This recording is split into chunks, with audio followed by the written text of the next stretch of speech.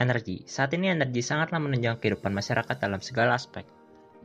Namun, tahukah kamu bahwa menurut kajian Institute for Essential Service Reform (IESR) bertajuk Indonesian School Dynamic Toward a Just Energy Transition, bahwa komposisi energi yang kita pakai saat ini 93,7% berasal dari energi yang tidak terbarukan. Di antaranya yaitu 42,1% minyak bumi, 30,3% dari batu bara, dan 21,3% dari gas bumi.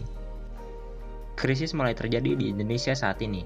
Indonesia mengalami ancaman defisit energi karena saat ini konsumsi lebih besar daripada produksi, sehingga pada tahun 2021 diperkirakan akan mengalami defisit energi. Bahkan, pada 2040, defisit energi diperkirakan bisa mencapai 80 miliar US dollar. Di Kecamatan Cigugur, Kabupaten Kuningan, pembuangan limbah kotoran sapi mendapatkan protes dari warga. Pasalnya, limbah tersebut dibuang begitu saja tanpa diolah terlebih dahulu, yang akhirnya mencemari lingkungan termasuk irigasi. Belum lagi, saat curah hujan cukup tinggi, tanggul penahan penampung kotoran sapi menjadi jebol, dan limbah kotoran tersebut mengalir ke kawasan pemukiman yang membuat warga tidak nyaman.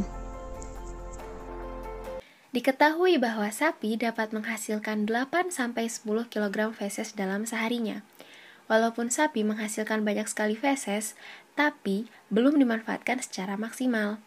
Kepala Bidang P3HL Dinas Lingkungan Hidup Kabupaten Kuningan mengatakan bahwa pihaknya telah berupaya membantu peternak dengan menyediakan truk pengangkut kotoran sapi sehingga tidak dibuang sembarangan. Padahal, selain itu, bisa saja feses sapi ini dimanfaatkan oleh para peternak sapi untuk dijadikan sebagai biomasa, salah satunya yaitu biogas. Biogas merupakan jenis bahan bakar nabati yang dihasilkan dari penguraian bahan organik yang dilakukan secara alami. Pada pembuatan biogas, reaksi yang terjadi ada 3 tahap. Pertama, reaksi hidrolisa atau tahap pelarutan.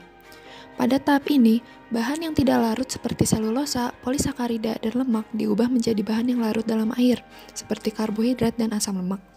Tahap pelarutan ini berlangsung pada suhu 25 derajat di dalam digester. Reaksi yang kedua yaitu reaksi asidogenik atau tahap pengasaman. Pada tahap ini, bakteri asam menghasilkan asam asetat dalam suasana anaerob. Tahap ini berlangsung pada suhu 25 derajat Celcius di dalam digester. Lalu yang ketiga yaitu reaksi metanogenik atau tahap gasifikasi. Pada tahap ini, bakteri metana membentuk gas metana secara perlahan secara anaerob. Proses ini berlangsung selama 14 hari dengan suhu 25 derajat Celcius di dalam digester. Pada proses ini akan dihasilkan 70% CH4, 30% CO2, sedikit H2, dan sedikit H2S. Dari permasalahan tersebut, maka kami memutuskan untuk melakukan eksperimen biogas sederhana dengan set alat sebagai berikut, menggunakan feses sapi dan kadar E4 yang berbeda-beda, yaitu 0%, 10%, dan 20%. Pada hari keempat dan kelima, mulai terdapat buih-buih yang muncul di permukaan. Hal ini menandakan bahwa gas sedang terbentuk, sedangkan pada botol produk didapatkan embun yang menandakan adanya gas yang terbentuk.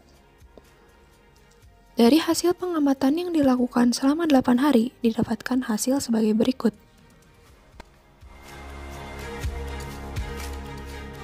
Selanjutnya, untuk mengetes adanya gas metana pada eksperimen ini, dilakukan uji tes nyala api. Nyala api pada kadar E4 10% lebih lama menyala dibandingkan kadar E4 yang lainnya. Hal ini menandakan bahwa gas metana pada kadar E4 10% lebih banyak terbentuk dibanding kadar E4 yang lainnya. Dari hasil percobaan kami, maka dibuatlah rancangan biogas yang lebih besar yang nantinya dapat dimanfaatkan oleh para peternak dan diaplikasikan di peternakan-peternakan mereka. Pada rancangan kami, kotoran ternak nantinya akan dibawa melalui pipa dan dihaluskan kembali dengan sewage pump, sehingga feses lebih cair sebelum dimasukkan ke digester. Hasil dari digester yang berupa gas metana nantinya akan disalurkan ke rumah-rumah warga di sekitar. Pembuatan biogas dari feses sapi ini diharapkan dapat membuat warga sekitar di Kabupaten Kuningan mendapatkan gas untuk kebutuhan sehari-hari seperti memasak.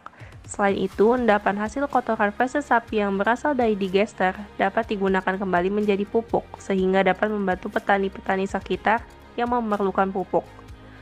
Pembuatan biogas dari feses sapi ini dapat membantu terwujudnya Sustainable Development Goals nomor 7 dan 15, yaitu energi bersih dan terjangkau dan ekosistem daratan.